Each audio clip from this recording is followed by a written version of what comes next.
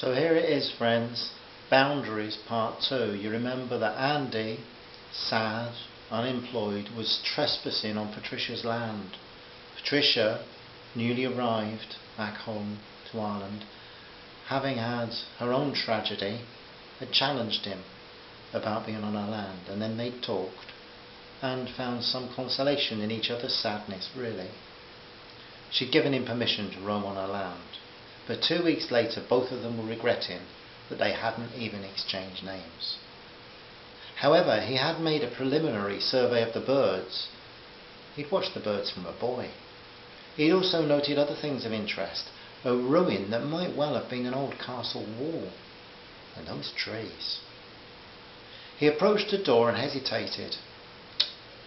She was just being kind, he thought. Now he felt kind of silly with his tight-tongued notes about the birds.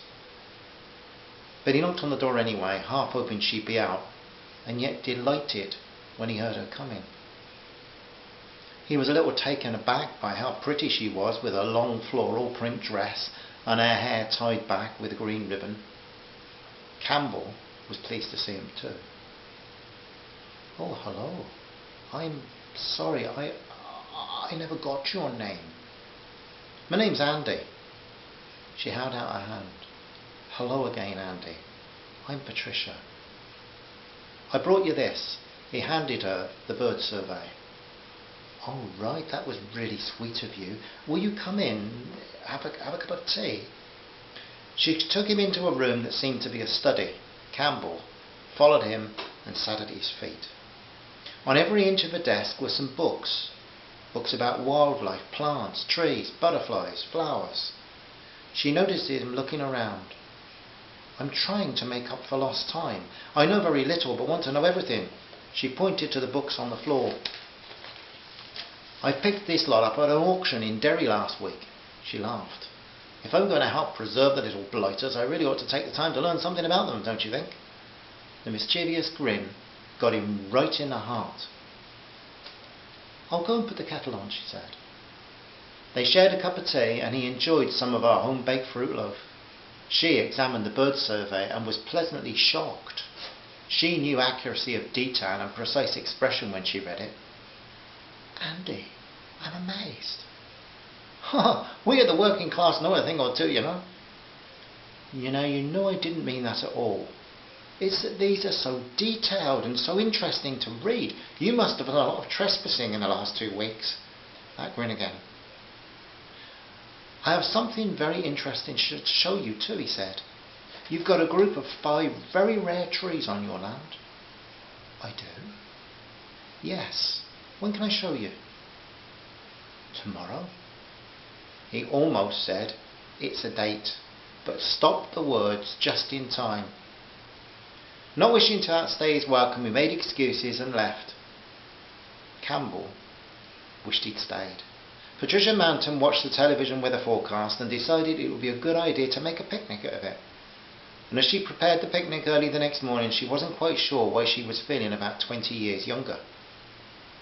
Andy, in the meantime, was putting on his best jeans and his favourite casual shirt.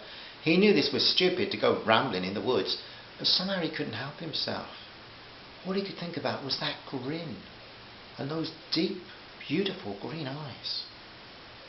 He led her down a path along the river and then along a track to a most distant part of her land, high up, rocky and with scrubby vegetation.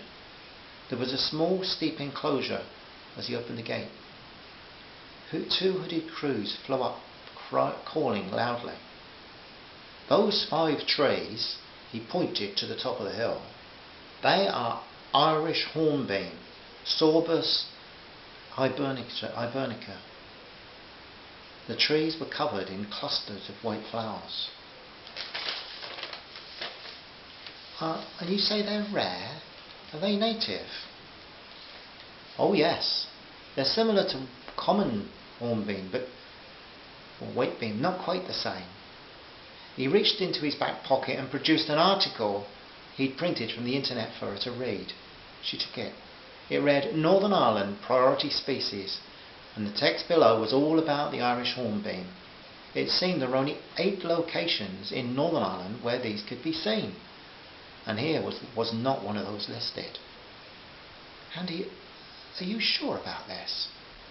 No, I wasn't 100% sure, so I called on the Department of Botany at Coltroa in County Down, and on Tuesday I met up with a man called David Barrett. He's a professor of botany and an expert on our rare flora in Ireland. He confirmed my amateur identification and was very excited. I told him he was trespassing, and he laughed. He kindly agreed to hold back until I'd shown you the trees, but he's going to ring you on Monday morning. Andy Briggs, every time I get together with you, I'm even more impressed. This is amazing. They sat together under the rare trees, enjoying the bottle of white wine and a delightful picnic that she'd supplied. As they talked, he pointed out a bullfinch and taught her 5 bird songs that they could hear very clearly from the valley below. He was wishing time would stand still. She was trying not to behave like a giggly teenager, but felt like her heart had been let out of a dark cave and was taking a flight of pure joy. And yet, both of them kept a respectable distance apart. Both were deeply afraid that the other one would be recoiled by anything other than the hint of anything other than just common interest in the wild things that they shared. Yet, when he told her some of his funny early morning milkman stories, she laughed as she hadn't since she was 15. And when she mocked her respectable middle-class upbringing as being full of a lot of pretentious rot, he knew he was being enchanted by the lady of the manor. Each of them at their own homes that night lay on their beds and wondered what could happen next.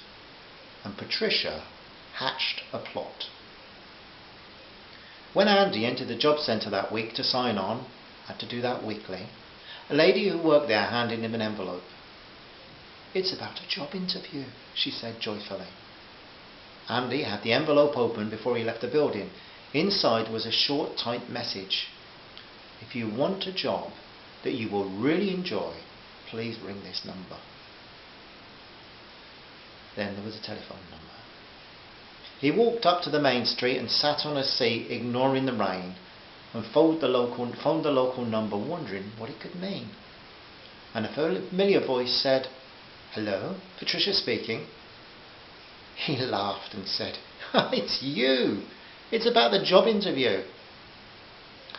They met up that night in Owen's bar and she explained her offer. He would help her to make the acreage of her land the haven for wildlife she wanted, in effect a nature reserve. He would teach her all he knew. She would pay him the same wage as he had at the dairy, plus expenses for suitable clothing, tools, etc. He said, "You want me to get references?" She said, "I don't want any references. I've got the bird survey. That's enough. And also Professor David Barrett has said that your powers of observation are quite remarkable." A year later they knew each other really well. Though they were from what she called frightfully different backgrounds, they had what she called a remarkable quantity in common. She had learned how to identify birds by behaviour, what he called jizz, and she'd become skilled at what he termed fieldcraft. They'd also learned that they were both very disillusioned with both politics and religion. In fact, both of them had talked often with Jehovah's Witnesses because they respected them, because they'd stayed out of politics and they didn't go to war. Everything they discussed, they seemed to have common feelings about. In that year, his divorce had been completed and he knew there was something stronger between them than friendship and mutual respect. Now it was Andy's turn to scheme. Knowing that she had a hairdressing appointment later that day, he took the note into Maggie's. He swore Maggie to secrecy. "Just give it to her, Maggie, when she comes in this afternoon and say it's about an important engagement. Please get those words right. This is about an important engagement." The note read, "Dear Patricia, if you're at all interested in my proposal, which is not a business one, please meet me in Owen's bar at 7 o'clock tonight. Much love, Andy." They were engaged that night, and to everyone in the bar's delight, but especially Patricia's, he did get down on one knee and propose. Patricia's grin became commoner than ever. 3 months later they were married, and at the wedding reception, best man Peter said, Patricia and Andy have a lot in common, and they have a love that knows no boundaries. Hope you like that story with a happy ending. I really appreciate you listening to my stories, and love and peace to you. Bye bye for now. Bye bye, my friends. Bye bye.